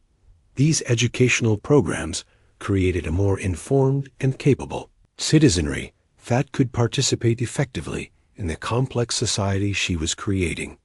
Her environmental conservation efforts demonstrate an early understanding of sustainable resource management that was remarkably advanced for her time. Regulations. She established protected forests from excessive logging while careful management of water resources ensured that irrigation systems could function effectively without depleting the sources that fed them. Her attention to soil conservation prevented the kind of agricultural degradation that had imaged other ancient civilizations, maintaining Egypt's productivity for generations beyond her own lifetime. The transportation networks she developed connected previously isolated regions of Egypt, while also linking the kingdom more effectively with international trade routes. New roads facilitated the movement of goods and people throughout the country, while improved harbor facilities made Egyptian ports more attractive to foreign merchants. These infrastructure investments created economic opportunities in rural areas while also strengthening Egypt's position as a crucial link between different regions of the ancient world. Her innovations in manufacturing and industry established Egypt as a producer of high-quality goods that competed successfully in international markets. The textile factories she sponsored developed new dyeing techniques that created colors of unprecedented brilliance and permanence, while metalwork facilities produced tools and weapons that were prized for their superior craftsmanship. These industrial developments provided employment for urban populations, while also generating export revenues that supported her other governmental initiatives.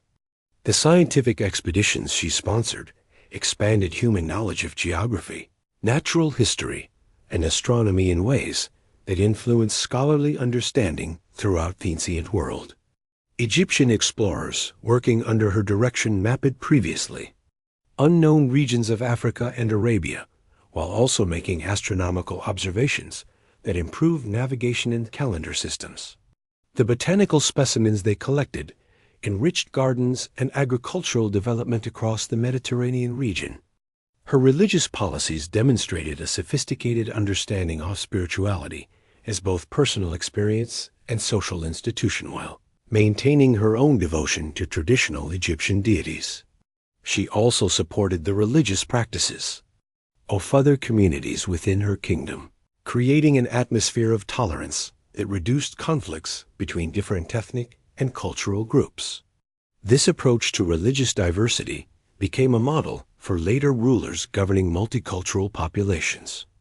The festival traditions she established brought together people from different backgrounds in celebrations that strengthened social cohesion while also providing economic benefits to merchants, craftsmen, and entertainers. These public events combined religious observance with entertainment and education, creating shared experience that helped forge a common Egyptian identity among the kingdom's diverse population. The traditions she established continued to bring communities together long after her political authority had ended. Her contributions to women's status in society, while constrained by ancient attitudes, nevertheless provided examples of female capability that influenced attitudes toward women's roles throughout the Roman world. The women who served in her administration demonstrated competence in fields traditionally reserved for men, while her own example of combining traditional feminine roles with political authority offered a model that inspired subsequent generations of women seeking greater participation in public life. The commercial codes she established provided frameworks for international trade that reduced conflicts between merchants from different cultures, while also ensuring fair treatment for Egyptian traders in foreign markets. These regulations created standards for weights, measures, and currency exchange that facilitated commerce throughout the Eastern Mediterranean, while also protecting consumers from fraud and exploitation. Her understanding of economics as a tool for promoting peaceful relations influenced trade policies throughout the ancient world. The architectural innovations pioneered during her reign influenced building techniques and aesthetic standards throughout the Roman Empire, as Egyptian design elements were incorporated into structures from Britain to Syria. The fusion of different cultural traditions that characterized her construction projects created new forms of artistic expression that reflected the cosmopolitan nature of her kingdom. These architectural achievements provided models for urban development that enhanced living conditions in cities across the ancient world. Her preservation of historical records ensured that the experiences and achievements of her reign would be available to future generations of scholars and administrators. The archives she maintained documented not only official governmental activities, but also the daily life of ordinary Egyptians, providing invaluable insights into ancient society that continue to inform our understanding of the period. Her commitment to historical documentation influenced record-keeping practices throughout the Roman Empire. The agricultural innovations she promoted increased food production while also improving the nutritional quality of the Egyptian diet through the cultivation of new crops and the development of improved food preservation techniques. These advances in agricultural science helped support larger urban populations, while also providing surplus production for export to other regions. The farming methods she developed influenced agricultural practices throughout North Africa and the Eastern Mediterranean. The medical schools she established trained physicians whose skills served populations throughout the ancient world.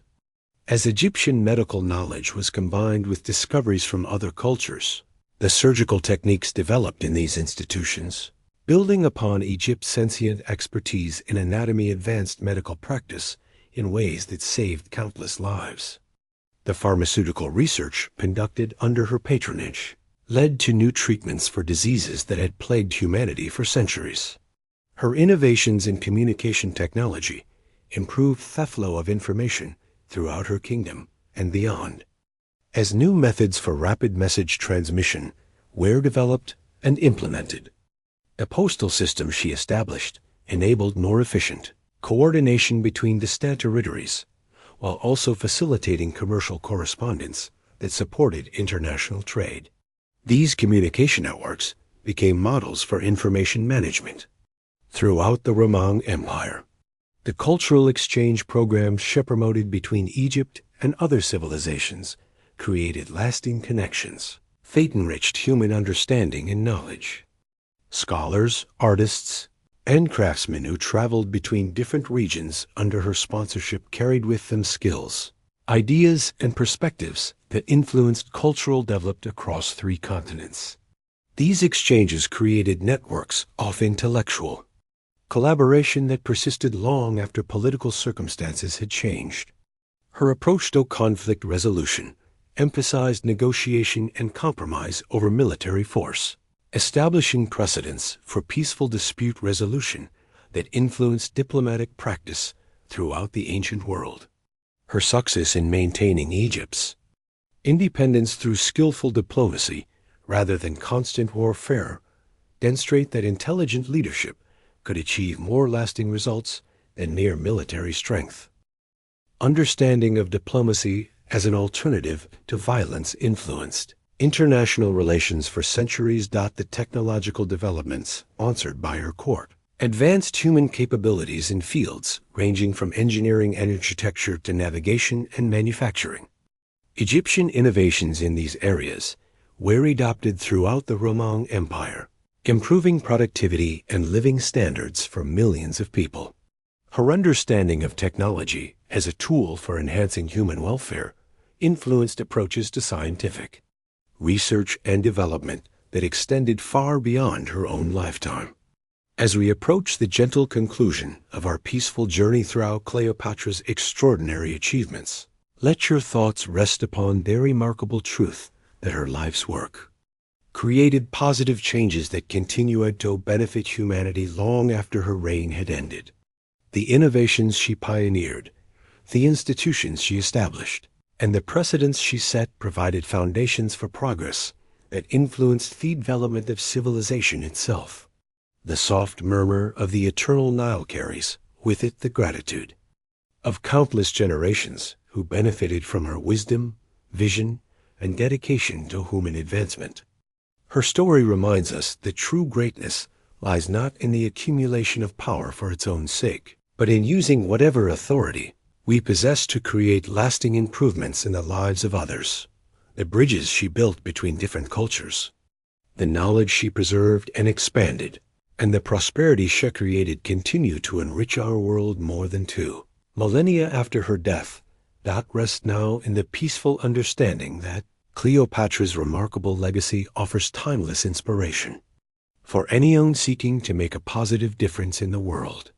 Her example demonstrates that with sufficient dedication, intelligence, and compassion, a single lifetime can create changes that echo through the centuries, touching countless lives and helping to guide humanity toward a more enlightened and connected future.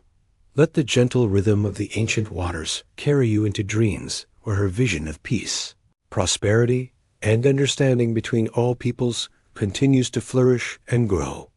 Tonight, as we drift deeper into the gentle embrace of history's most captivating tale, let us explore the profound ways Cleopatra's extraordinary mind shaped not just her own era, but the very foundations of knowledge that continue to illuminate our world today. Picture her in the quiet hours before dawn, surrounded by the soft glow of oil lamps as she worked through complex mathematical calculations that would revolutionize trade across 3 continents.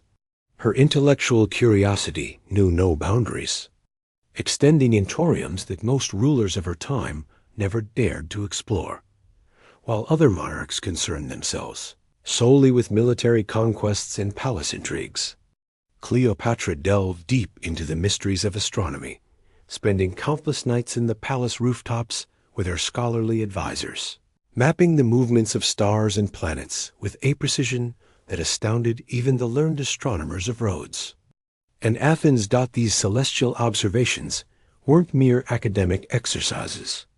They formed the backbone of a navigation system that allowed Egyptian ships to traverse previously uncharted waters, opening trade routes that connected the Nile Valley with the farthest reaches of the known world. The mathematical innovations that emerged from her court represented a synthesis of Egyptian, Greek, and Babylonian numerical systems that created new possibilities for architectural engineering and commercial calculation.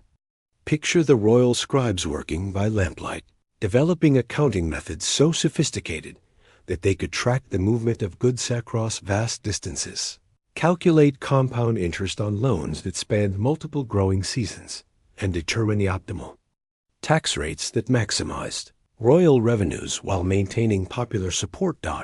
These computational advances enabled Egypt to manage an economy of unprecedented complexity, coordinated production, manufacturing output, and international trade in ways that previous civilizations had never achieved.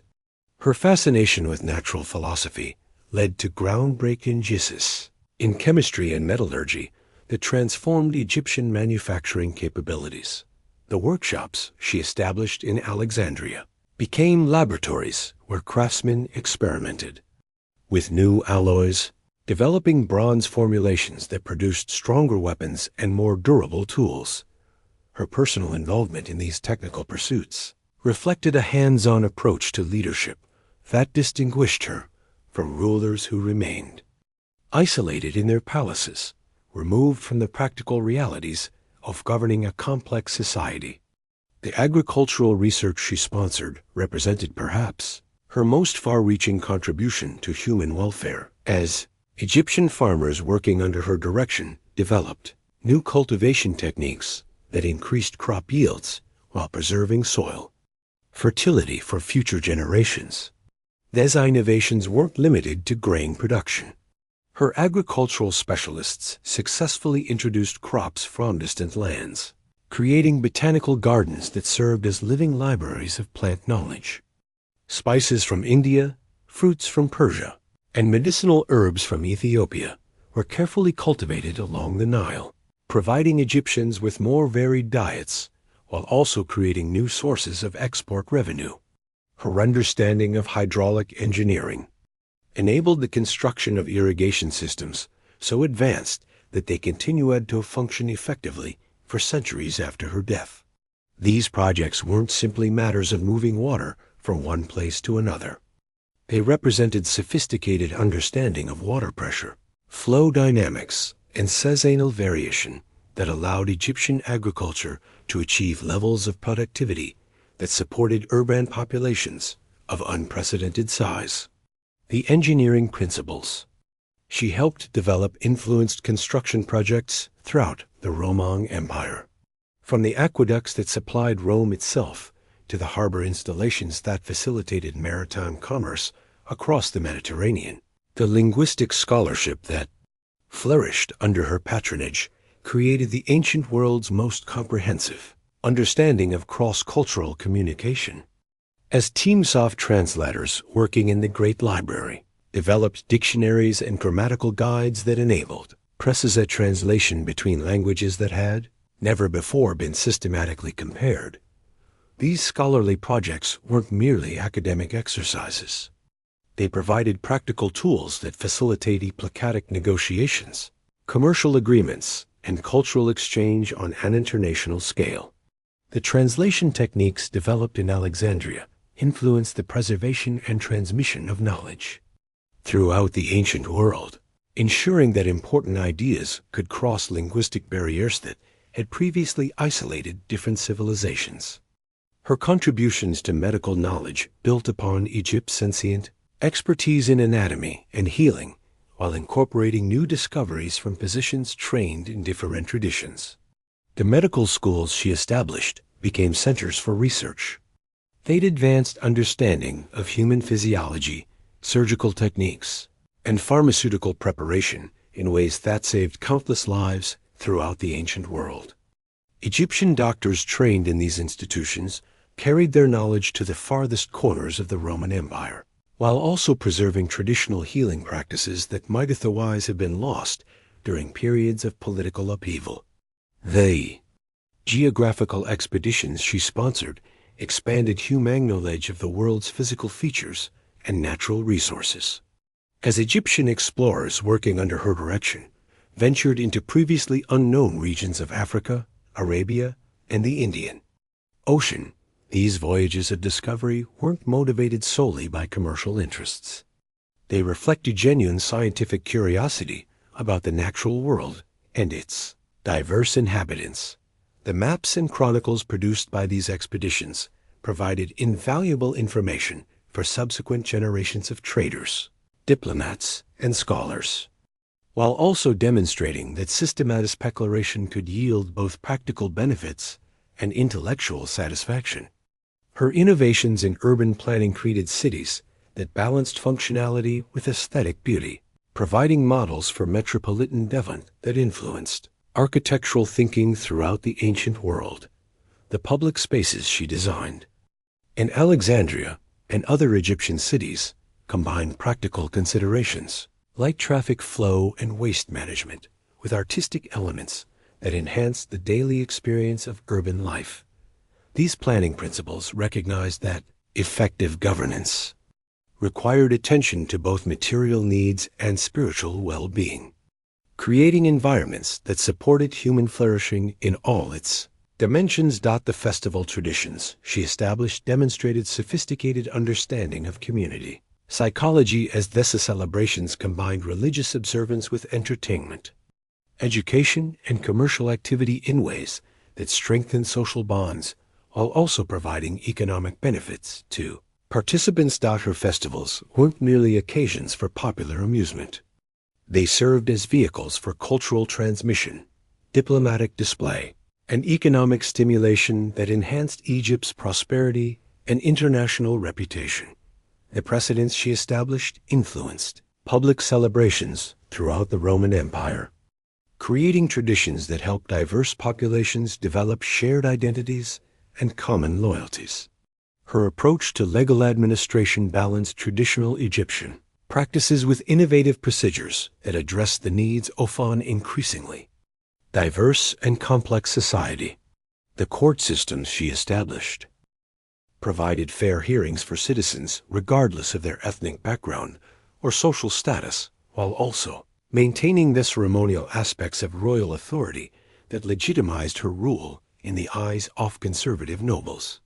These legal innovations created frameworks for dispute resolution that protected individual rights while also preserving social stability, establishing precedents that influenced judicial practices throughout the ancient world. The commercial regulations she developed provided frameworks for international trade that reduced conflicts between merchants from different cultures while ensuring fair treatment for all participants in the marketplace. Her understanding of economics as a tool for promoting peaceful relations led to trade agreements that created mutual benefits for all parties, demonstrating that commercial cooperation could achieve more lasting results than military conquest. These economic coalitions influenced commercial practices throughout the Mediterranean region, creating standards for business conduct that promoted prosperity and reduced international tensions. Her preservation of historical records ensured that the achievements and experiences of her reign would be available to future generations of scholars and administrators, as the archives she maintained documented not only official government activities but also the daily lives of ordinary Egyptians. This commitment to historical documentation reflected her understanding that effective leadership required learning from past experiences while also ensuring that contemporary innovations would be preserved for future reference.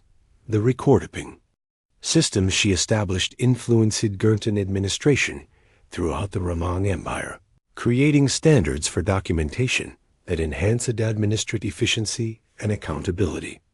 The environmental conservation measures she implemented remarkably advanced understanding of sustainable resource management as regulations. She established protected forests from excessive exploitation, while careful water management ensured that irrigation systems could function effectively without depleting their sources.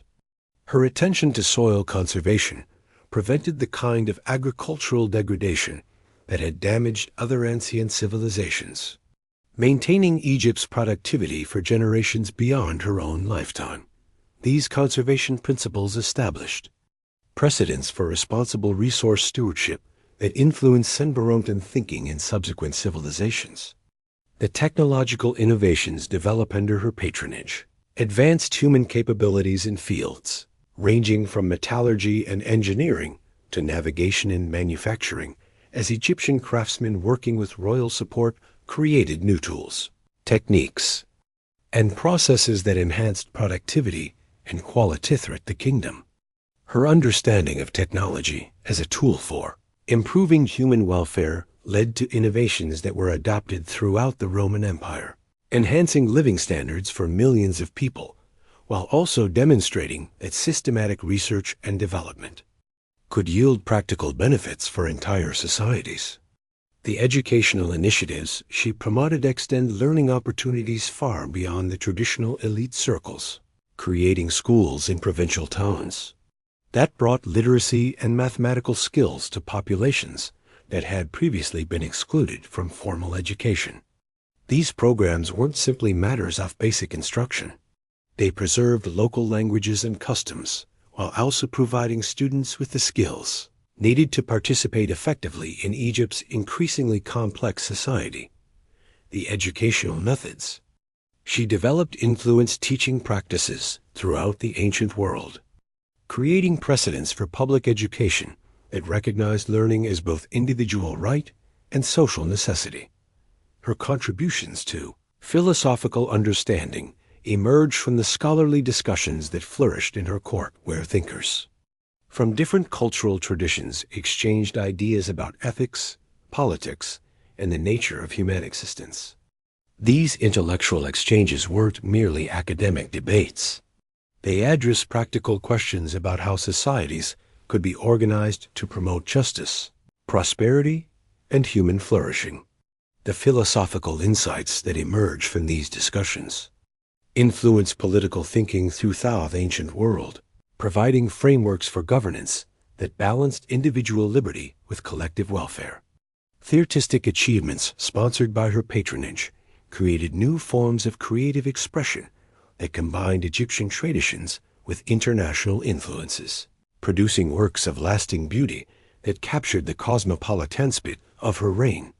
The painters, sculptors, musicians, and poets who worked under her direction developed innovative techniques and styles that influenced artistic development across the Mediterranean region. These cultural achievements provided inspiration for creative works throughout the ancient world, while also preserving Egyptian artistic traditions that might otherwise have been lost during periods of political upheaval. Her innovations in communication technology improved the flow of information throughout her kingdom and beyond, as new methods for message transmission enabled more efficient coordination between distant territories, while also facilitating the commercial correspondence that supported international trade. The postal systems she established became models for information management that were adopted throughout the Roman Empire, creating networks that enhanced both governmental administration and private communication. Her understanding of information as a strategic resource influenced intelligence gathering and diplomatic communication practices that extended far beyond her own lifetime. The industrial developments she promoted established Egypt as a producer of high-quality manufactured goods that competed successfully in international markets. As workshops operating under royal patronage developed new techniques for textile production, metalwork, and craftsmanship that created products prized throughout the ancient world. These manufacturing innovations provided employment for urban populations, while also generating export revenues that supported her other governmental initiatives. The industrial methods she pioneered influenced production techniques throughout the Roman Empire, enhancing both economic productivity and product quality. The transportation network she developed connected previously isolated regions of Egypt, while also linking the kingdom more effectively with international trade routes as new roads and improved harbor facilities made it easier for goods and people to move throughout the country and beyond. These infrastructure investments created economic opportunities in rural areas, while also strengthening Egypt's position as a crucial link between different regions of the ancient world. The transportation system she established continued to facilitate commerce and communication long after her political authority had ended. The scientific instruments and measurement standards she promoted in Alexandria influenced technical development across the Roman Empire, as Egyptian innovations in astronomy, mathematics, and engineering were adopted by scholars and craftsmen. In distant provinces,